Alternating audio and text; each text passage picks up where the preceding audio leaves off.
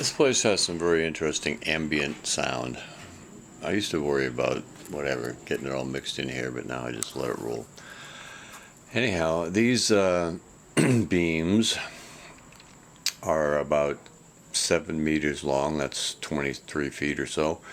And there will be 10 or 11 of them when I'm done. And they rest about 3 meters or 10 feet off the ground. And I really I like making them, although it's a little challenging to all that little welding. Okay, I've finished my third beam. This is the warehouse for all the stock. And the third beam is waiting to be hoisted into position.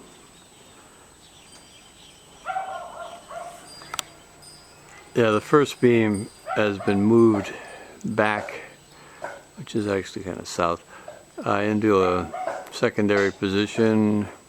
I wasn't totally happy with the way it turned out. It had a bit of a slice in it, and I wanted more of a concave arch type effect. So I moved it back, and then the third beam is actually going to replace that beam, and we'll go on from there. The very first beam I ever made of this design was for the restaurant that we were involved in for a little bit, called Salon.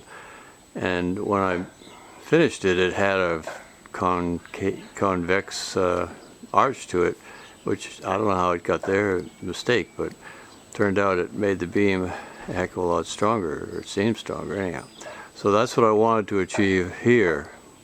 But with the first beam, I had so much trouble with the welding that I ended up flipping it over and ended up with a slice instead of a concave thing. But I figured out the concave part, so that second beam has a 1-inch rise in it. This beam here has a 1 1/4 inch rise in it. And oh yeah, I have some stills. I put 500 pounds of blocks on there and it didn't even drop. And this is my crane. Well, I hope it's my crane. Right now it's the theory of a crane.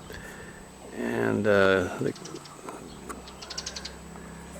integral part of it is a winch, which I think can handle 1,000 pounds. These beams are only about, I don't know how, 70 kilos, 150 pounds. Yeah, this ladder is a legacy ladder. I've had it for a while. It's a 2-part ladder. The other part's over there. It's kind of awkward. Heavy. And I'll string up there.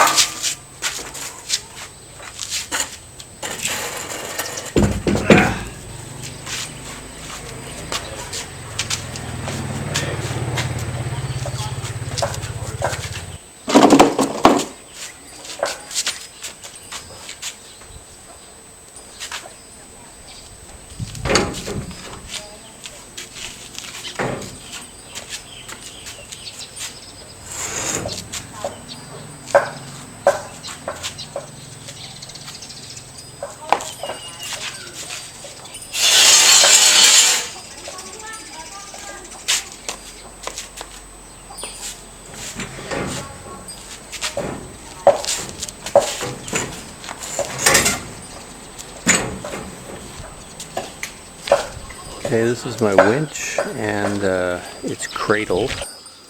Cradle being a perfect example of something that might have come out a little bit better if it was designed first, instead of just like throwing everything together one guess at a time. Anyhow, I started out customizing this to fit the other end of the ladder, which for a long time was the downside, but technically it's the top. So this is, well, exactly the same as the other end of the ladder, but it's pretty close. Close enough that a few modest suggestions. That thing, I have no trouble making it adjust. I'm a firm believer in all these clamps.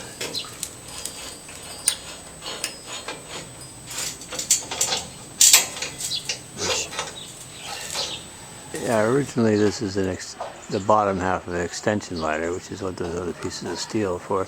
It'll hold the upper ladder in place, and the pulleys were already part of the ladder, which you just used a rope to raise the other section up. So they have these nice little connect things, U-joint bolt things. Where the heck they go? It's right around here someplace.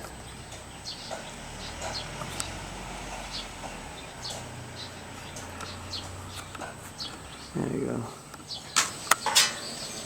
Yeah, now this part of the crane has never officially been inserted on the crane or the ladder.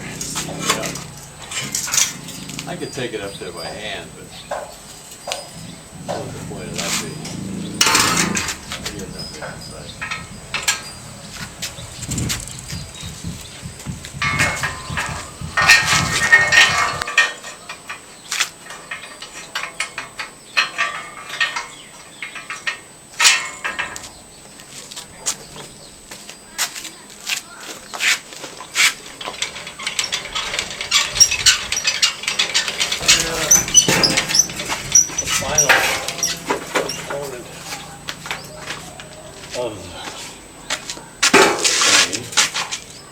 Of the ladder. Somewhere. Right there. Actually has a hooky thing up there. Well, that was a little bit easier than I thought it would be. No blood yet.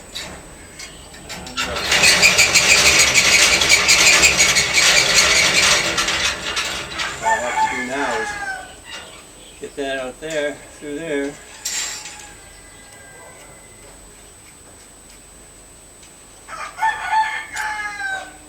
And this will be, well, I'm not really going to consider it a crane until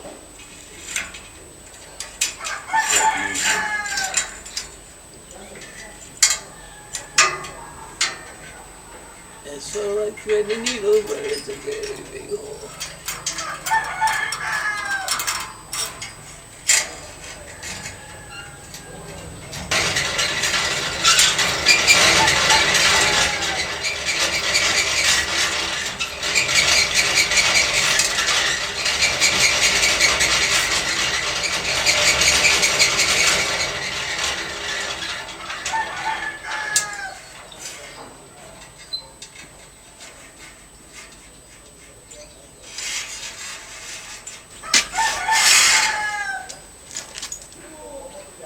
I'm going to wait until my wife gets here to place that beam. She likes to turn the crank. She did that. Well, the first one I did by hand. Well, I could say I did it single-handedly. This hand mostly held on to stuff, and this hand lifted the beam. Okay, Tom.